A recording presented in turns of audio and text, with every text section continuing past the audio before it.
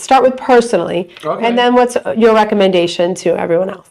I mean, I think of the body, like the body is a reservoir with different compartments. And, we all know, like we've heard the body's mostly water, right? It's, let's call it 2/3 water. But when you look at it from an intracellular, extracellular, different compartments of different water, concentrations or volumes, between the lungs, the brain, the heart, skin, bone. At the end of the day, you're still mostly water, but it's not just like distilled, water. It's a concentrate of electrolytes, which is, typically just sodium, mostly sodium. And that's pretty much what we're going to drill in on today, because I think a lot of the controversy that you'll hear and we'll talk about, we'll probably get some questions on is that, especially the FDA has a certain recommendation for limiting sodium. Right. And the risk associated with people with high blood pressure, primarily high blood pressure, right?